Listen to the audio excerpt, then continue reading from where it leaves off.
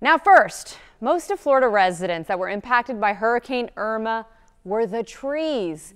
Now, it may be too late to resurrect some of those damaged in the storm, but Dr. Whitney Elmore, one of our favorite guests, is back with some tips for future storms. Whitney, how are you? I'm good. Thanks for having me again. Oh, we always enjoy when you're here. You always give such wonderful tips, and you even give us tips when it comes to our lawns at home. Glad to do it. And one of the things, though, that people seem to keep asking you when you kind of come into the studio, those trees. Yes. Do you remove them? Do you leave them? Whitney, what do you do? And you know what? I wish there was a blanket statement that could cover all of those questions. That would be nice. It would be nice, but when it comes to trees, because we are dealing sometimes with a lot of liability, especially for homeowners, business owners, and whatnot, but if it could potentially be any sort of structural hazard to buildings, cars, to humans, pets, livestock, I would suggest if you think that it could potentially go down, if for any reason you think it was damaged, your best bet's to probably take it down.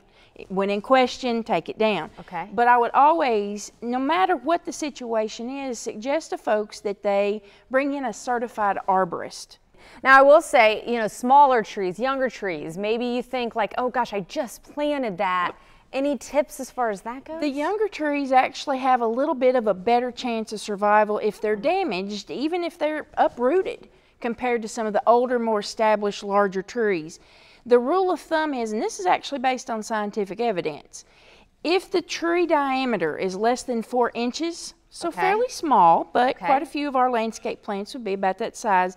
If it's damaged, if it's leaning, even if the roots are exposed, you may have a good chance of getting it reset. And a lot of folks have this idea of, I've put a lot of money and effort into it, it would take a lot of money to take it down, I'll just set it back up, put guide wires on it. That could lead to some big structural issues down the road or some danger for humans. You know, and here again, you see this picture. This is also at our office. Some of the trees just lost some very large limbs. And sometimes they will be able to kind of, they don't heal, but they can compartmentalize the damage. But we had to take that tree down because it was in an area where a lot of people might congregate and it was just too much of a risk. But you know, even if they lose a lot of their foliage, if they can lose a younger tree up to 2/3 of their foliage, they may be able to make it, but you got to give them a good year.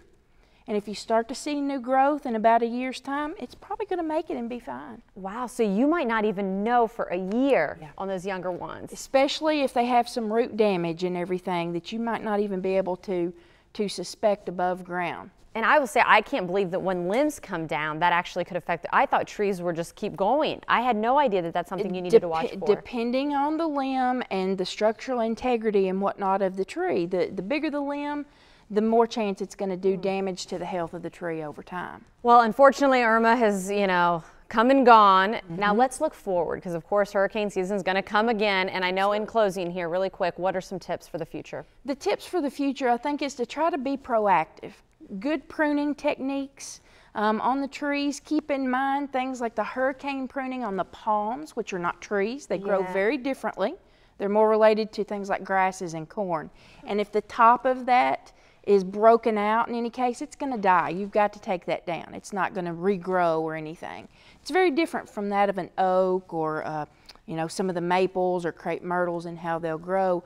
But avoid the hurricane pruning because you want to let the foliage actually take the brunt of the storm winds. Interesting. And so how we prune and care for trees well before, even years sometimes before a storm, will dictate how safe that tree is going to be down the road. Good stuff, Whitney. Thank you as always for coming in. We always appreciate her time, and of course website.